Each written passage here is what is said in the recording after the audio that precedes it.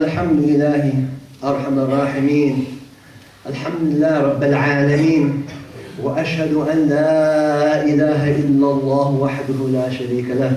اللهم صل وسلم على سيدنا وحبيبنا مولانا محمد الذي أرسلته رحمة للعالمين وفتحا للمؤمنين. أما بعد، أوصيكم ونفسي تقوى الله.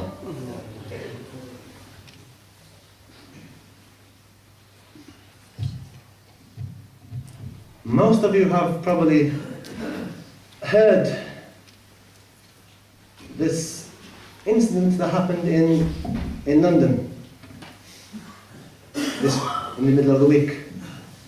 And we need to understand what is our response as Muslims. How do we respond to this? And our response is not my opinion or your opinion, what I think and what you think, what my heart says or what your heart says. We're not really interested in your opinion. I'm not even interested in my opinion. Yes, I'm the Imam, but like in my opinion doesn't matter. What we need to know is, what does our Prophet sallallahu alaihi wasallam, his opinion counts, what he says. And to put it in a modern term, if the Prophet sallallahu alaihi wasallam was here, how would he react and how would we react? And the only way for us to understand this is that we go back to the seerah of our Prophet sallallahu alaihi wasallam. This is one of the blessings of this ummah, that this deen, Allah Azza wa Jalla has protected this deen from interference, from being changed. And alhamdulillah, we have the seerah, we have the biography of our Prophet sallallahu alaihi wasallam in great detail. Books, volumes written on the seerah of our Prophet sallallahu alaihi wasallam. So in looking at the seerah, at the life of our Prophet, in order to find a response of how we should reply, how we should feel, how we should react, we find an incident that we can, if we think, if we ponder and think about it deeply, we can find a lot of answers in this one incident in particular, and there are many incidents. But today, inshallah, we're going to focus on one particular incident. And you have to listen, and you have to wake up, because some of you will walk out not missing the whole point of the khutbah, because some of you are asleep, or some of you are not even thinking deeply on matters that go around. And if you haven't realized, there are people thinking very deeply about you. There are people thinking very deeply, strategically, about Muslims and the future of Muslims in this country. And if you think you're going to sit around and just put your head, bury your head in the sand and stay in docks all your life and not think that outside won't realize that you're here, you have to wake up, brother. What you have to do is look at Europe. See what is happening in Europe, the rise of the far right. If you have any intellect, if you have any basira, you will look to Germany and how the Jews were persecuted years before Hitler came and kicked the Jews out. And if you're watching carefully, you will start to see that we are being pushed down the same road. But unlike the Jews, some of our young foolish brothers are fueling this fire. May Allah guide these people, because they are not helping the Muslims in this country. So we find ourselves at the doors of our Prophet sallallahu alaihi wasallam. And please listen carefully. The uncle of our Prophet, Sayyidina Hamza radiallahu anhu, who was called the Asad, the lion. And our Prophet sallallahu alaihi wasallam loved him immensely, because first and foremost he was uncle, and he defended the Prophet against people who wanted to harm the Prophet when Islam was in its beginning stages. Sayyidina Hamza, he protected the Prophet sallallahu alaihi wasallam. And in one of the battles of Uhud, we find in which the Muslims were fighting for their freedom, fighting for their rights, fighting for the right to practice Islam, and they were defending themselves in the Battle of Uhud. we find prior to this battle that we have an individual called Jubair ibn Mud'am, who was a person who was not Muslim. And he made a deal with a particular individual called Wahshi. And Wahshi was a slave. And Jubair said to him, what do you think if I was to buy your freedom, if I was to free you? To which Wahshi, who was enslaved, under pressure, oppressed, jumped at the chance and said, what can I do to get my freedom? And he said, I want you to kill an individual. I want you to kill an individual. And this individual is Hamza, the uncle of the Prophet sallallahu alaihi wasallam. And Wahshi, not being impartial, not having any allegiances, neither to the Muslims or the people of Quraysh, he agreed. And he says in his own description, this hadith has been authenticated, he said that during the battle, his interest was not to be with the non-Muslims or with the Muslims. He didn't really care, he just wanted to buy his freedom. And he was an expert at throwing the spear.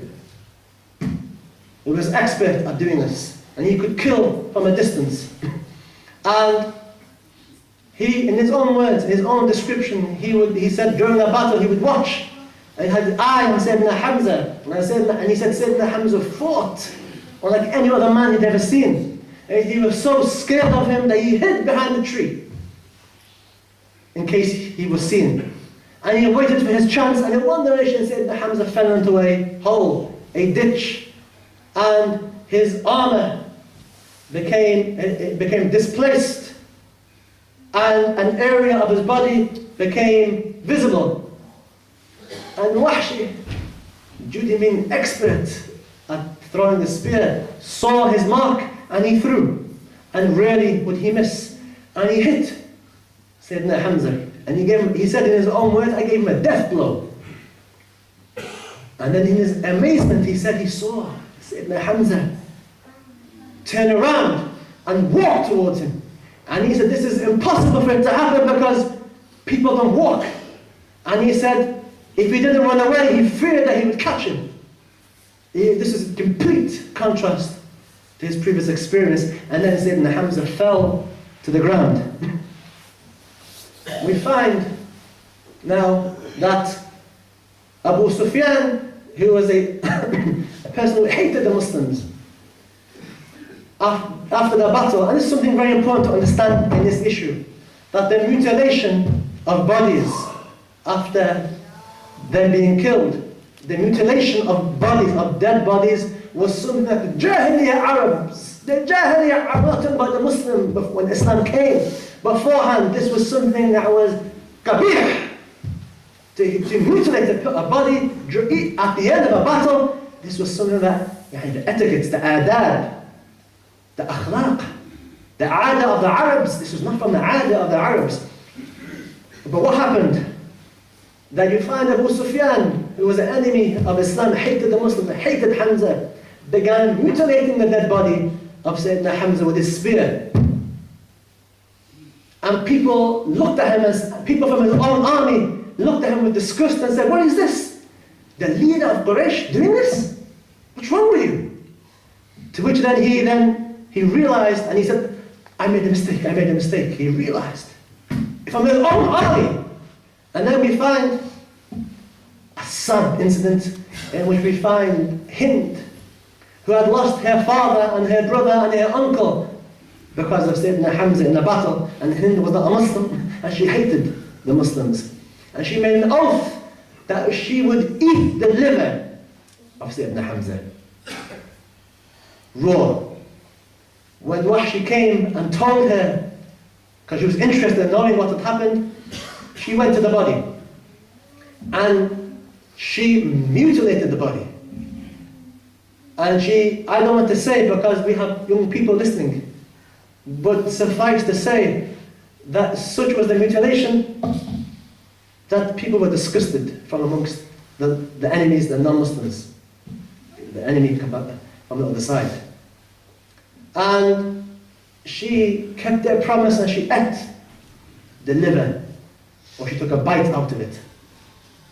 We find that at the end of the battle, that the Prophet ﷺ sent Harith to go and find his uncle Hamza because his uncle was nowhere to be seen. And Harith went, and amongst the bodies he found Sayyidina Hamza, the uncle of the Prophet, Asad Allah, Sayyid al-Shuhada. And in his own description, he finds what he finds. And such was his disgust that he has never seen anything like this. Despite them being in war, this is not the way. He could not go back and tell the Prophet ﷺ, he waited, could not bring himself. Such was his disgust at what he saw, this mutilation of Sayyidina Hamza. That the Prophet ﷺ then sent Sayyidina Ali to go and see what has happened. And when Sayyidina Ali comes, he finds Harith in complete disgust at what he has seen. And they both go back to our Prophet ﷺ. And they inform the Prophet that Sayyidina Hamza is dead. And our Prophet begins to cry. And Na'am ﷺ, he is a Prophet, he has feelings. And he cried. And he asked to be taken to the body. And when he was taken to the body, when he saw the mutilation on his uncle, what had happened to his own blood, what had happened to his most beloved uncle, what had happened to another Muslim, he said, the ulama saying, the ulama of tafsir, that he began crying heavily, sallallahu alayhi wa alihi wa sallam. And then he said something. And this is the point of the khutbah, if you're paying attention. And I hope you are paying attention. He then said something, sallallahu alayhi wa alihi wa sallam, which is a lesson, which through this we can understand how to react. We can understand what is our response. We can understand how to look at these things according to the light of prophecy, Nur al-Nabuwah. He said something, sallallahu alayhi wa alihi wa sallam, never, ever have I felt more anger in my life than I feel now. Sallallahu alayhi wa alihi wa sallam.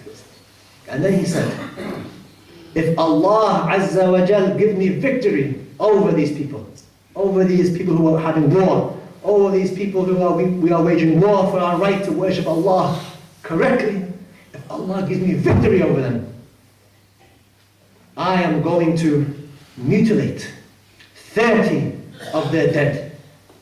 And in one riwayah, 70 of their dead. In other words, the army of Quraysh, the people of Quraysh, I am going to do, not to one, I am going to do to 30. I'm going to mutilate 30 of their bodies. And in one narration, 70 of them. I'm going to do the same thing, but to 70 and to 30 of them. Indiscriminate. Sallallahu alayhi wa alihi wa sallam. ولكن, we have Allah Azza wa Jal, and this was a dars for our Prophet sallallahu alayhi wa alihi wa sallam. And this is a dars for us. And this is the point of the khutbah. I hope you're paying attention.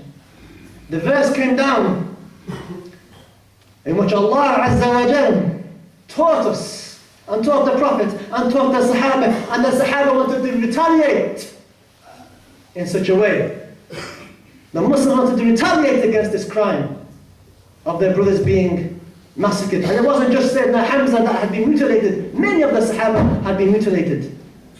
And the books of the description of what they did to the bodies, I can't even say in this khutbah. Very graphic. Allah Azza wa Jal sent a verse of Quran there.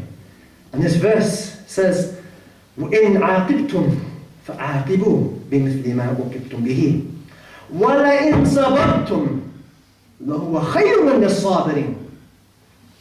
Allah Azza wa Jal sent a verse of Quran indicating to us why we are the best nation brought out. أُخْرِجَتْ لِلنَّاسِ. And the nearest meaning of this verse, and I've tried to translate this verse, it's a difficult verse to translate correctly, but the nearest translation Allah says that if you, Muslims, if you, sallallahu alayhi wa sallam, if you are going to retaliate, if you are going to punish, then retaliate, react in a way in which you were afflicted. Don't overreact. Don't retaliate in an uncontrolled way.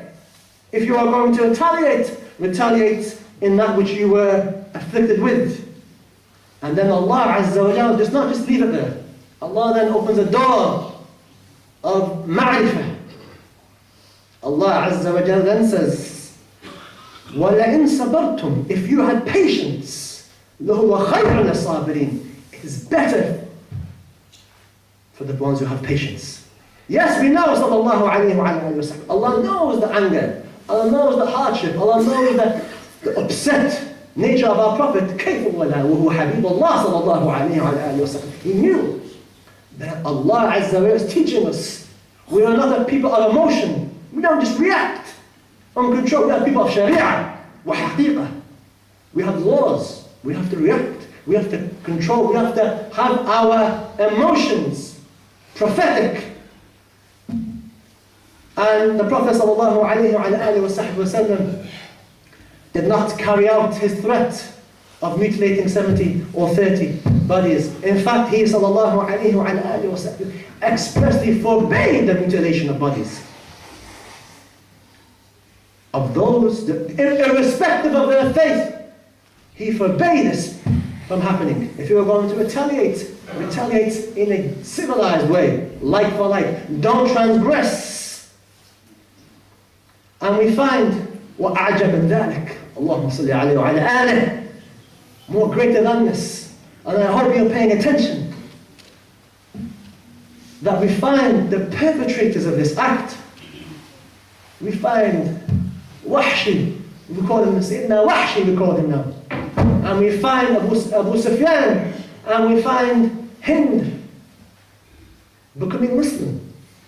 The people who ordered the hit, the people who mutilated the bodies, the people who disfigured, the people who made the Prophet more angry than he's ever felt in his whole life, they came to him, sallallahu alayhi wa sallam, in Fatah Mecca, in the opening of Mecca, when the Prophet was victorious, when he had the power, when he became, mashallah tabarak wa ta'ala, he became powerful over his enemies, and he, sallallahu alayhi wa sallam, forgave.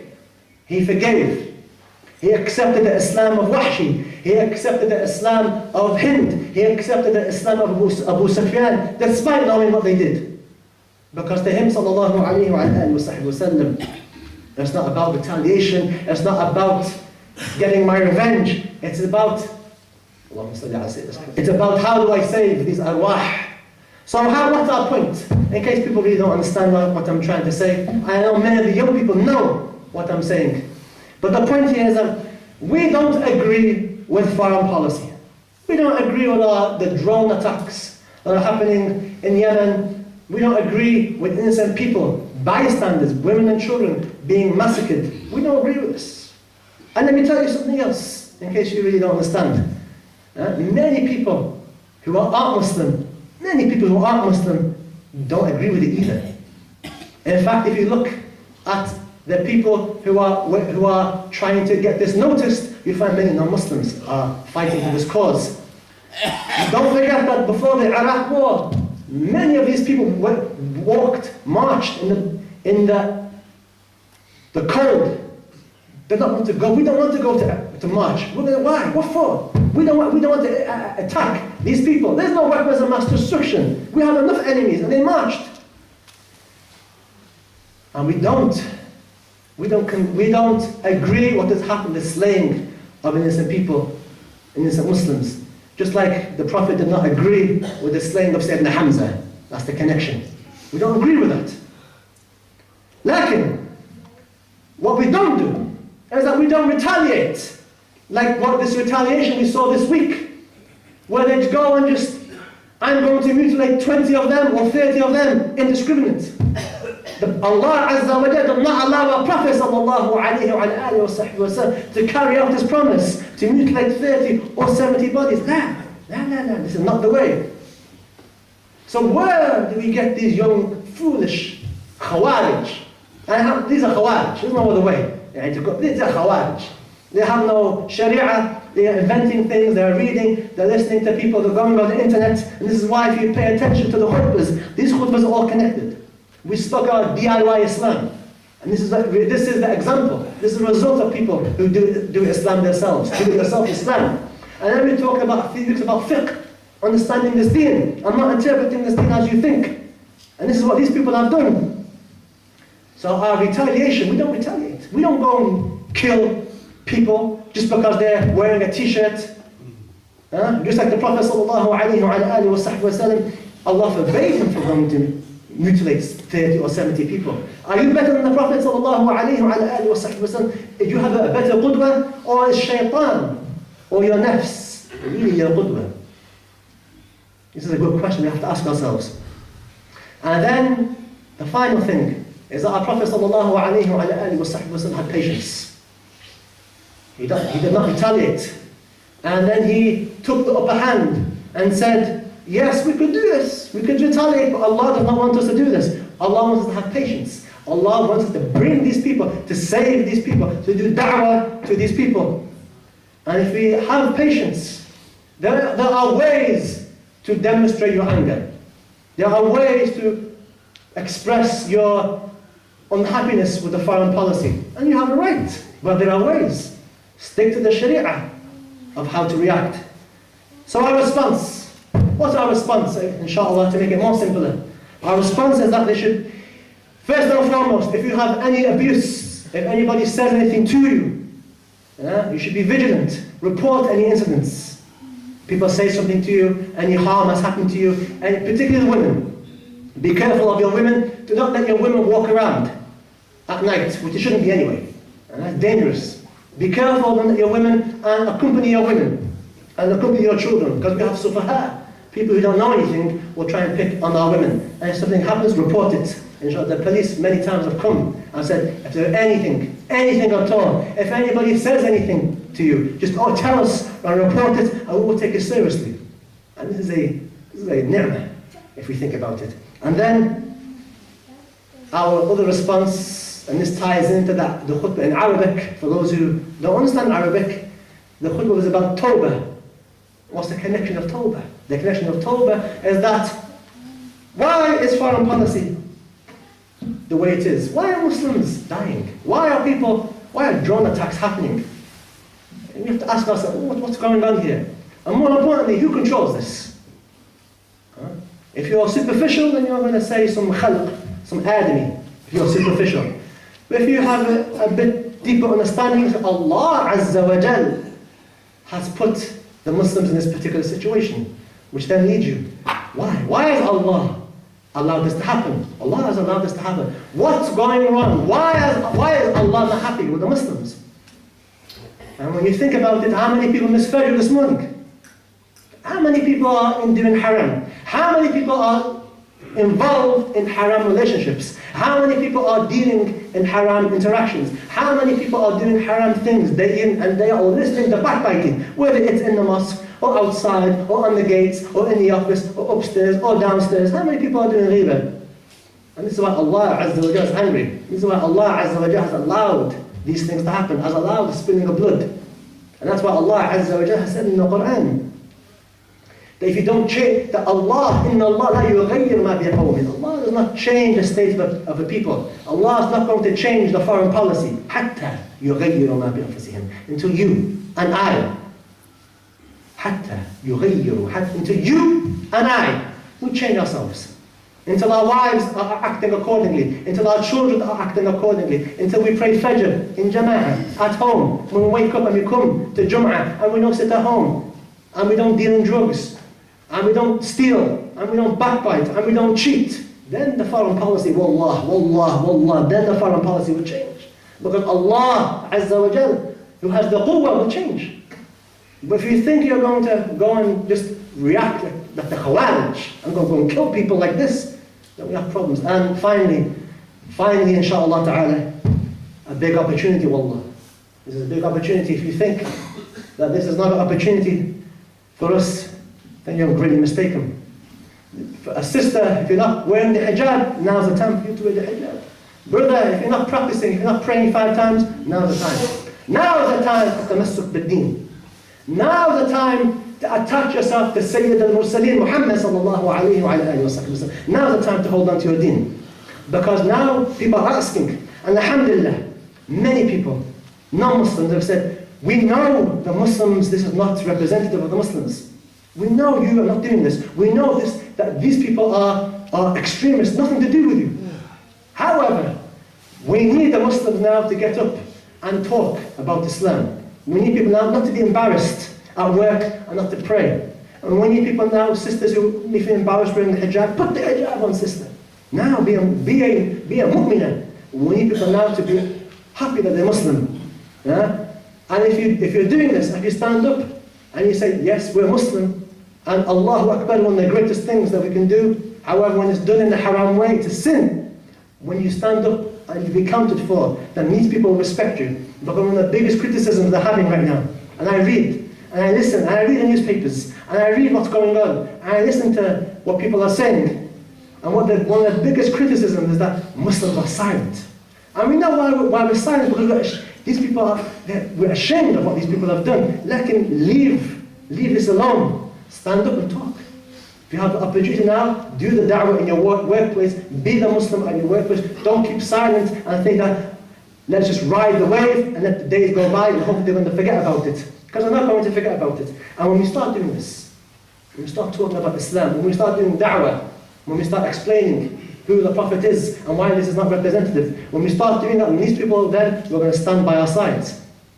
And then people who want to change laws and impose laws and head down the way of the Jews in Germany to try and persecute the Jews, which the EDL are working hard to try and do this, to persecute the Muslims, then if we wake up and we gain these people's respect, and all they want is just us to stand up and say this is wrong in your workplace or whatever else. If they hear this voice, which they're not hearing, then they're going to stand, and they're not going to allow any change on our rights and our freedoms of expression as long as we're following the Prophet sallallahu alaihi wasallam. And this khutbah is being recorded. Go back and listen to it again, because maybe a bit tired, it's a bit long, and forgive me for being a bit long. Most of you don't come back for classes. We have classes, we have lectures. Nobody wants to come back. We have ulama, mashayikh come, and it's always the same people that come back. The same people who come to the classes, the same people who come to the lectures. The vast majority of you don't come. And that's why we have to go a bit longer in the khutbah. So if you don't like it, I'm sorry. When are we going to explain things? Because the day is gone, the time is gone when Muslims can just sit back and close their eyes or bury their heads in the sand and think these things are going to go by. People are working strong and working hard against you to kick you out of this country, or to impose laws to make it uncomfortable for you, or to make laws that's going to harm our brothers and sisters in the countries.